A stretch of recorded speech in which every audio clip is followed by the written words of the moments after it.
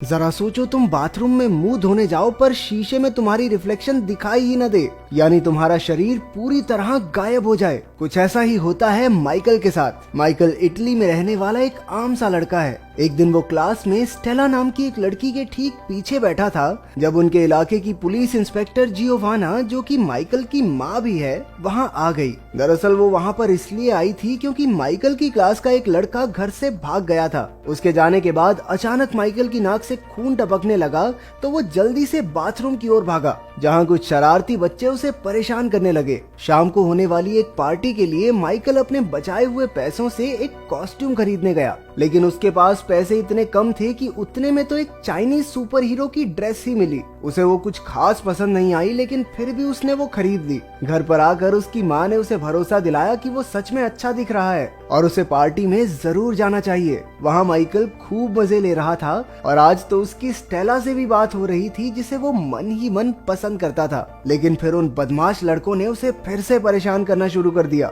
और वो उनसे बचने के लिए भागकर बाथरूम में छुप गया। इस सब से परेशान होकर उसने जोर से कहा कि काश वो अदृश्य हो जाए। अचानक से लाइट चली गई और वो खिड़की से भागकर घर चला गया। अगले दिन उसके कुत्ते के भौंकने की आवाज से उसकी नींद खुली और जब वो बाथरूम में ब्रश करने पहुंचा तो उसने देखा कि वो शीशे में दिखाई ही नहीं दे रहा था। उसके कपड़े तो दिख रहे थे लेकिन उसका शरीर एकदम गायब। उसने जल्दी से सारे कपड़े उतार दिए। अचानक से उसकी माँ वहाँ आ गई, लेकिन जब उसे भी वो दिखाई नहीं दिया तो वो समझ गया कि वो अदृश्य हो चुका है और उसके अलावा उसे कोई नहीं देख सकता। उसने एक कागज पर लिखा कि वो आज जल्दी स्कूल जा रहा है और उसे अपनी माँ के पास रख दिया। कागज पढ़कर जियोवाना ने उसे फोन किया और गायब हुए माइकल ने कॉल उठाकर कह दिया कि हाँ मम्मी, सब बढ़िया है, मैं स्कूल पहुंच गया, मेरी चिंता मत करना। फिर वो अपने शरीर को पूरी तरह कपड़ों से ढककर स्कूल पहुंचा। इसके बाद उसने सोचा कि क्यों ना अपनी इस नई ताकत से उसे परेशान करने वाले लड़कों को सबक सिखाया जाए। वो अपने सारे कपड़े उतार कर स्कूल में घुस गया।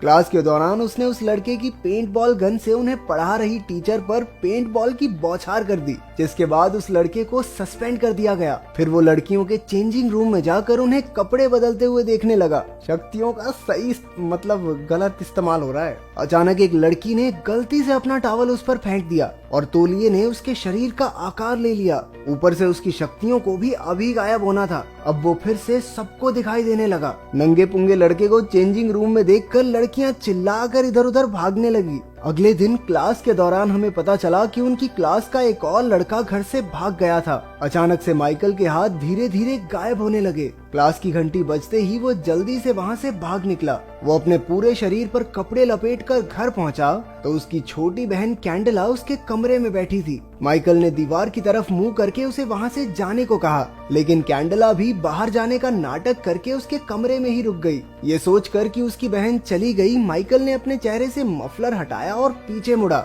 उसे देखकर कैंडला डर के मारे चिल्लाने लगी। माइकल ने उसे शांत किया और समझाया कि पता नहीं कैसे, लेकिन उसकी चाइनीज सुपर हीरो कॉस्ट्यूम ने उसे गायब होने की ताकत दे दी है। जब जियोवाना घर लौटी तब तक माइकल अदृश्य हालत में ही था। उसने अपनी माँ को फोन पर किसी से बात करते सुना कि माइकल असल में अडॉप्टेड है और कई साल पहले उसे कोई जियोवाना के घर के बाहर छोड़कर चला गया था। माइकल इस बारे में कुछ नहीं जानता था और वो दुखी होकर बाहर चला गया। जब वो अकेला बैठा झूला झूल रहा था तो स्टेला वहाँ आई। उसे लगा कि वहाँ शायद कोई भूत है, लेकिन वो बिना डरे साथ वाले झूले पर जाकर बैठ गई। क्या साइको लड़की है ये, भूत के पास कौन जाता है? स्टेला ने उसे अपना दोस्त बनने के लिए कहा। इस बात पर माइकल ने भी जमीन पर एक स्माइली फेस बना दिया। वो थोड़ी देर साथ खेले, जिसके बाद स्टेला वहाँ से चली गई। माइकल की नजर थोड़ा दूर खड़े एक आदमी पर पड़ी जो आंख गड़ाए उसकी ओर देख रहा था, लेकिन फिर पता चला कि वो तो असल में अंधा है। रात के समय माइकल स्टेला के घर पहुंचा।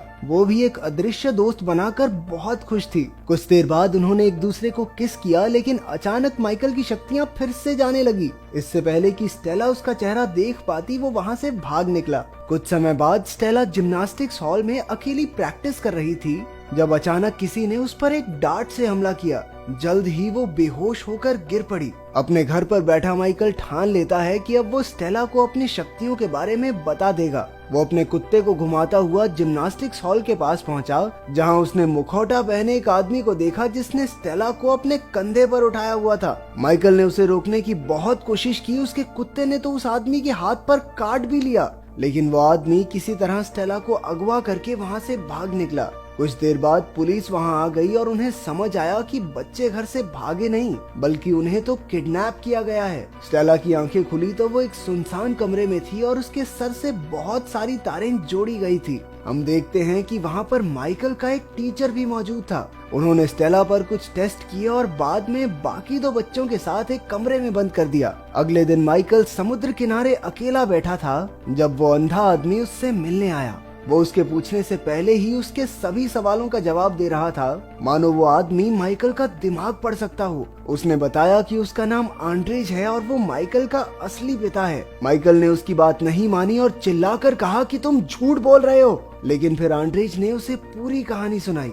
उसने बताया कि वो रूस के एक गांव में रहने वाला एक आम लड़का था, लेकिन एक दिन न्यूक्लियर रेडिएशन के लीक होने की वजह से उनके गांव के ज्यादातर लोग मारे गए, लेकिन जो बच गए उनके अंदर करिश्माई शक्तियां आ गई थी।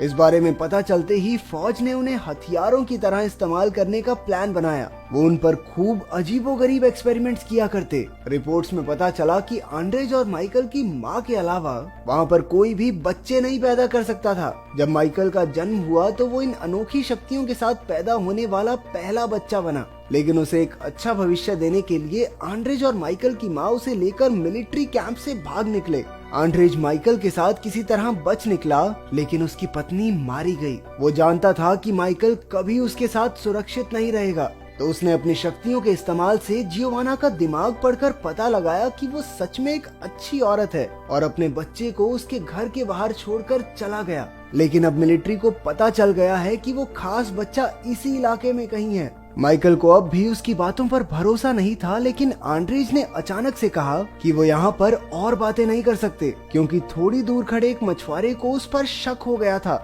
और वो पुलिस को फोन करने वाला है। आंड्रेज ने माइकल को एक सूट दिया जो उसके शरीर के साथ ही गायब हो जाएगा और खुद बड़ी आसानी से उस मछुआरे की याददाश्त मिटाकर वहाँ से चला गया। माइकल के उस दोगले टीचर से बातचीत के दौरान जियोवाना ने बताया कि उसने माइकल को गोद लिया था। ये सुनकर उसे शक हुआ कि शायद माइकल ही वो खास लड़का है। सच्चाई का पता लगाने के लिए वो माइकल से मिलने उसके घर पहुंचा।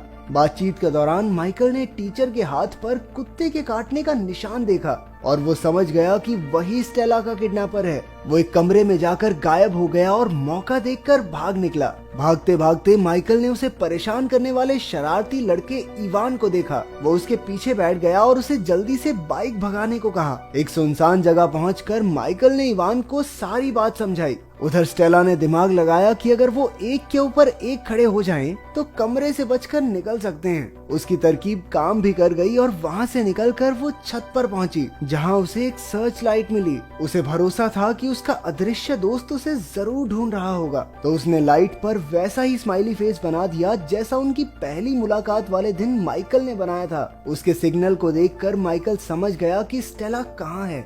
इवान के साथ वो अपने दोस्तों को बचाने पहुंचा, लेकिन तभी एक गार्ड ने स्टेला को पकड़ लिया। इवान ने अपनी पेंट बॉल गन से इलेक्ट्रिक सर्किट पर निशाना लगाकर उसमें गड़बड़ी कर दी। जब माइकल गायब होकर बिल्डिंग में घुसा तो उसने अपने टीचर और कुछ गुंडों को जियोवाना और आंड्रेज पर नजर रखते हुए देखा, जो एक साथ मिलकर माइकल को ढूंढ रहे थे। इसके बाद उसने एक गार्ड के सर पर फायर एक्सटिंग्विशर दे मारा और दूसरे पर बंदूक तान दी। उसने सभी किडनैप हुए बच्चों को बाहर निकालकर गार्ड्स को अंदर ही बंद कर दिया। इसके बाद माइकल उनके सामने आया, जिसे देखकर सभी दंग रह गए। वो सब जल्दी से वहाँ से निकलना चाहते थे, लेकिन स्टेला कहने लगी कि उन्हें एक बूढ़े आदमी की मदद करनी चाहिए जो पास ही एक कमरे में बंद है। माइकल उसकी बात मानकर उसके साथ चल दिया, लेकिन वो तो उसे सीधा उन्हीं लोगों के पास ले गई जिनसे बचकर वो भाग रहा था। अचानक वो बेहोश होकर गिर पड़ी और उसके पीछे बैठा एक बूढ़ा आदमी बोलने लगा। दरअसल वो किसी भी इंसान के दिमाग पर कब्जा कर सकता था। उसी ने स्टेला और माइकल के टीचर से ये सब करवाया था। मिलिट्री वालों ने माइकल और स्टेला को एक सबमरीन में डाल दिया और समुद्र के रास्ते अपनी मंजिल की ओर निकल पड़े।